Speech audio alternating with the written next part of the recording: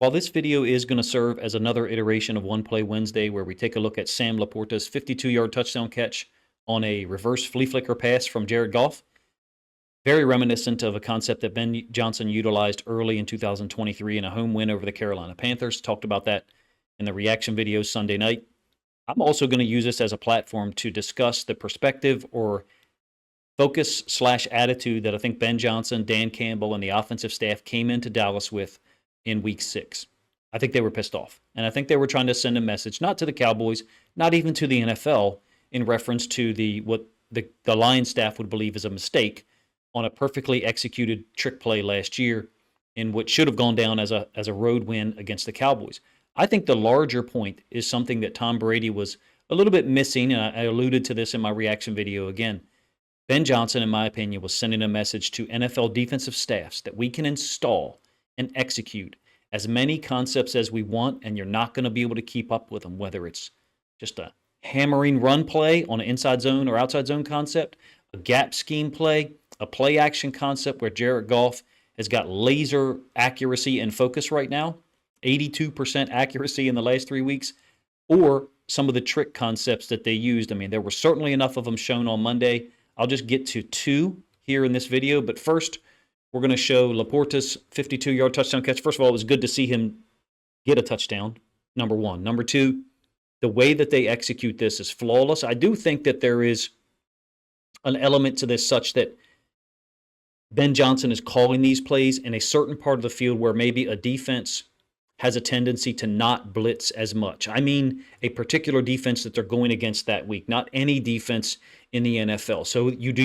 your game planning on the coverages and the concepts that a team uses for sure, but you also look at where they play certain coverages and where and when they blitz. And this might be an example of, I think, Ben Johnson looking at a team that doesn't blitz in a particular area of the field much, number one, and then number two, saying, okay, we will have time to execute this toss, reverse, and then flip back to Jared Goff, number one. Number two, right here, we've got a clear out route up to the top side of the field, such that the nickel defender or the strong safety who was rolled up has now seen a toss play and then a reverse, understands that there's a pass coming out of it.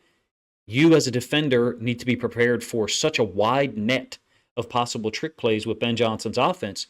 It's virtually impossible to keep up with, and I think that's the message Ben Johnson was trying to send. Laporta is wide open, of course, because Montgomery is also well-trained after the toss and then the flip back to the wide receiver. Montgomery is trained to continue out into the flats to make it look like he is a possible receiver. And in fact, he is. There's Laporta, left-hand side of our screen, right-hand side of the offense. So it's 12 personnel pro slot. It's a different formation than was used last year, perhaps. But St. Brown actually motions across to create a trip set. There is the strong safety, by the way, who would theoretically be responsible for the flats down into the boundary. And because he saw the reverse action, he started to flow to our right-hand side of the screen, basically where St. Brown would have gone if he kept the football and ran a reverse action. And this just plays off of how often the Lions have run reverse concepts so far in 2024.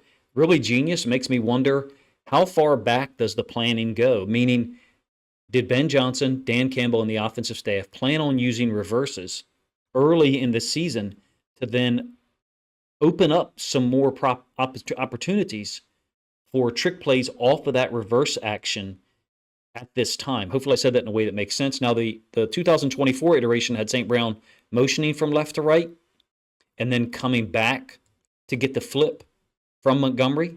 This one from last season, 11 personnel, so one less tight end on the field.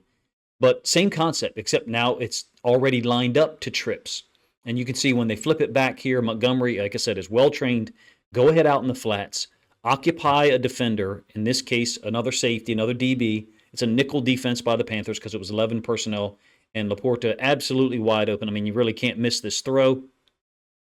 Get the end zone angle of it so you guys can see it. I mean, you're Lions fans. You watch my videos. I'm sure you watch a ton of other content by Lions content creators, so you were aware of this particular trick play. What I'm trying to call attention to here is not just when and where they use it, but also against who.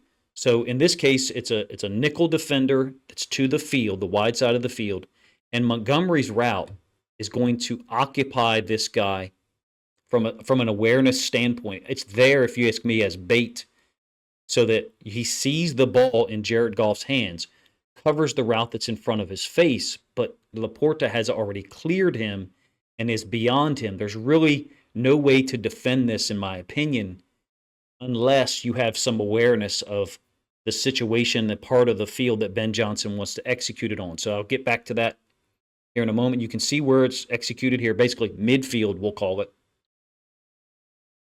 Beyond midfield, there are certain guys that run trick concepts in particular parts of the field. To wit, Andy Reid runs them in short yardage situations, inside the 5. As you're going to see in a moment, and you know already being a Lions fan, Ben Johnson runs them inside the 10 as well, particularly with jumbo sets and eligible extra offensive linemen, whether it's Taylor Decker, whether it's Dan Skipper, or both. So we're going to get to that here a little bit as well and kind of segue this into, I think, sending a message to the rest of the NFL coordinators, defensive staff. You got 2 eligible offensive linemen. Sorry, it's Skipper and Decker, both reported. Run concept is what it would look like. And then I think it's actually a pretty good throw by Goff, for real. I think it's a throw that gives Decker an opportunity to catch the ball. This is 5th possession, by the way, 1st and goal from the 2-yard line. And you get the end zone angle here in a moment. The defender that's being put in conflict, this guy right here, he's pretty good DB if you ask me. Goff initially wants to throw it, but there's no leverage on the inside. You'll get a better angle view of that from the end zone. And then Goff throws it around him. Like he gets it in Decker's hands. You wouldn't expect an NFL offensive lineman, especially a starting left tackle, who's going to spend, almost all of his time, obviously, with offensive line drills or perhaps extra point stuff to be able to make that catch. But Decker almost did. I think it's pretty cool, number one. Number two, you have 2 eligible guys that have reported here, and Decker and Skipper. You can see that Clark, the safety who makes the play here or is involved in primary pass defense, is actually pointing at Decker, letting everyone else know that he is eligible. He's responsible for the coverage here. It's kind of a giveaway, the fact that you only have 1 back in the backfield. It's a fullback that went off screen to our right, the Lions left.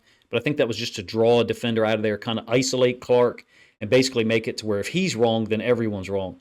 Again, I mean, the throw is pretty much put in about the only spot that Decker could possibly catch it, given the leverage that the safety has. I'm trying to slow this down. Forgive me if it's really choppy for you guys. Trying a new player here to see what kind of experience it is for you on your end. So if it is extremely choppy, feel free to let me know in the comment section.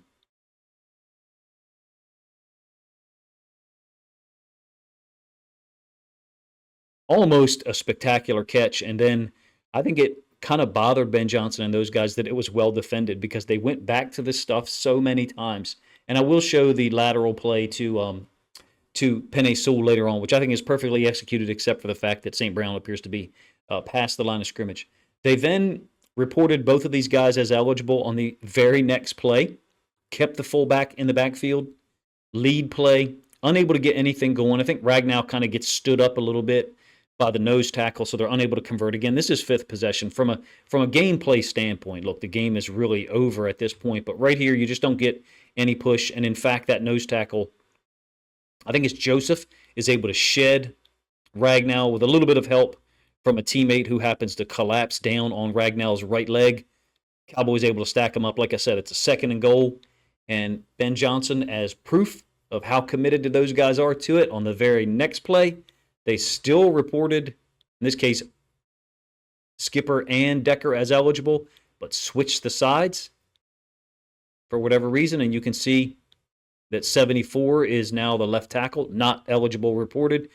I think that's why they end up with a delay, something in the play call, a little bit maybe elongated play call or setup, got them mixed up, using too much time. And in this case, clock gets to 0 right before the ball is snapped. You can see Goff's pissed off. So it creates a 3rd and goal from the 6, which they're unable to convert. You say, well, Coach, why are you showing us unsuccessful plays?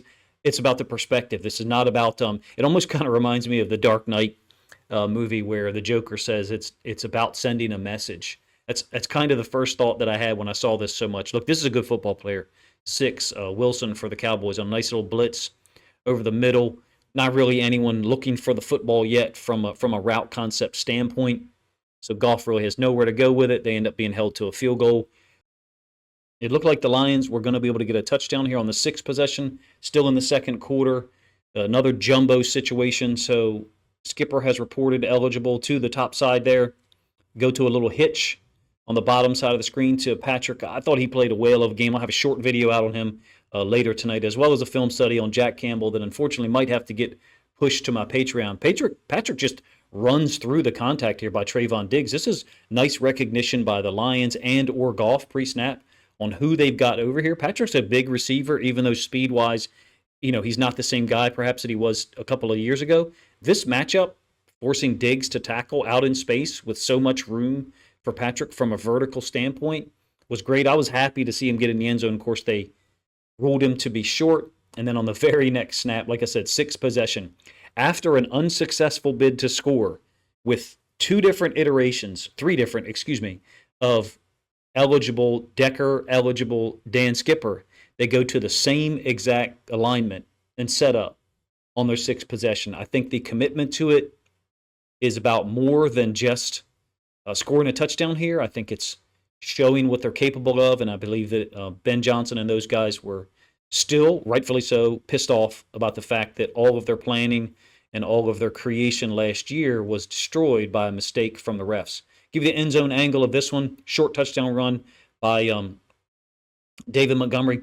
First time through, let's focus on how the right guard and right tackle kind of collapse this 3 technique. There's really nothing that he can do here except take a hard joint approach and allow himself to be anchored down. He's totally dislodged here. Big ISO block from the fullback allows Montgomery to get in. Easy touchdown, like I said, helps put him up 27-6 at the half.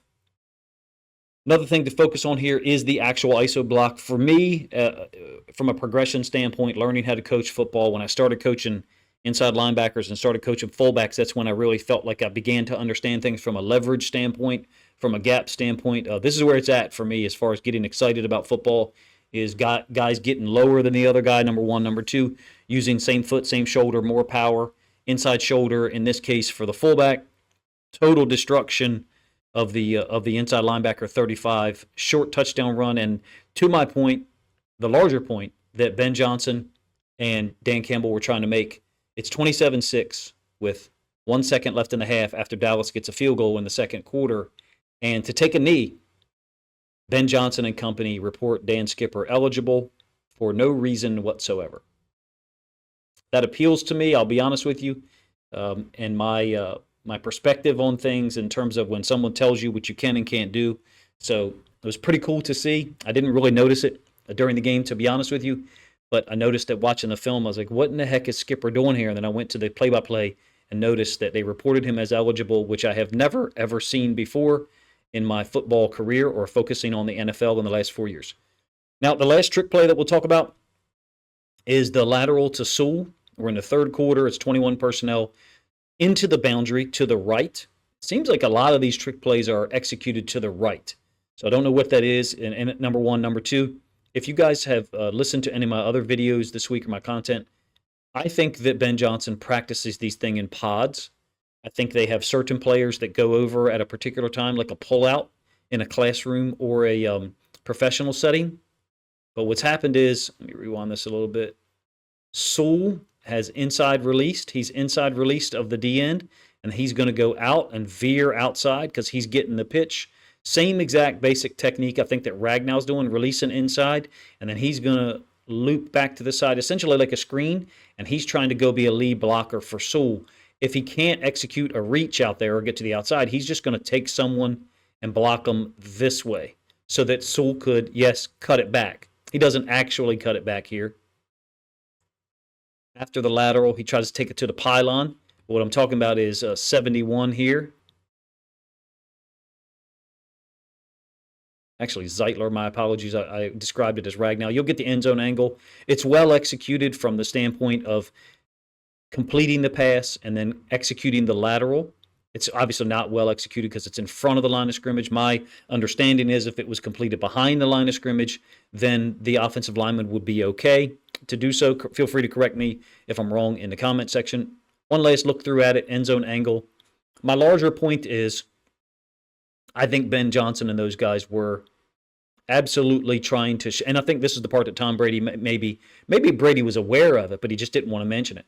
I think they were trying to show NFL defenses and everyone else watching, hey, we can execute as wide a net of concepts as we want with whoever the heck we want to at any time, and don't act like we're not doing it correctly. Don't act like it's not well coordinated, and our players aren't incredibly smart and versatile enough to get the job done. Is it going to happen more often? Are you going to see a ton of games where they try to execute three, four, five different quote trick plays and different alignments with eligible offensive linemen? I don't think so. Number one, because they're not going to play in Dallas every week. Number two, they may not have to, and they certainly didn't have to here in the second half against the Cowboys. That may be the best point that Brady was making, which is you don't have to do these things at this time. And I would agree with him. Ben Johnson and those guys, in my opinion, were pissed off to a different level still based upon that situation late in the regular season last year. It ended up working out in Detroit's favor, right? You guys made it to the NFC Championship game, had a lead at halftime. Were it not for a fumble and two or three plays going in the 49ers' direction, you're probably in the Super Bowl, making it really uncomfortable for me to watch because my Ravens lost earlier in the day in the AFC Championship game. So, nonetheless, professionally, I would have been forced to watch the game and root for Detroit. The point here is I think Ben Johnson and the coaching staff had these things in place to run no matter what the score was. I don't think that's going to persist this week against the Vikings or every single week that they play, but it was fun to watch. It was also difficult to watch after Hutchinson is hurt, them still execute the trick plays. A part of me, I don't know what percent, 10%, maybe 15, was just like, hey, let's just get out of here. And even in our Lions Discord, which is a part of my Patreon, at the end of the third quarter, I said, hey, we should just get the guys out of here that matter. Even consider doing that beforehand because the game was so out of hand.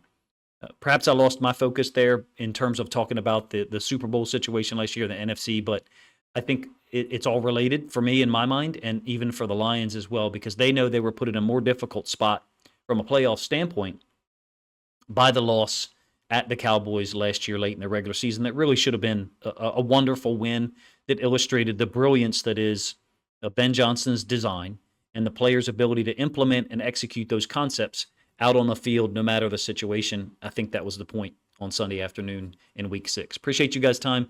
If you didn't like me stretching this One Play Wednesday concept video into a larger point that I was trying to make, that I think the Lions coaching staff was trying to pound home, then let me know in the comment section, first of all. But if you think other people would enjoy it, the film study and the commentary are my perspective on why Ben Johnson and those guys were running so many trick concepts, anomalous plays, then please consider grabbing a link to this video, sharing it out on social media to help this content get more reach.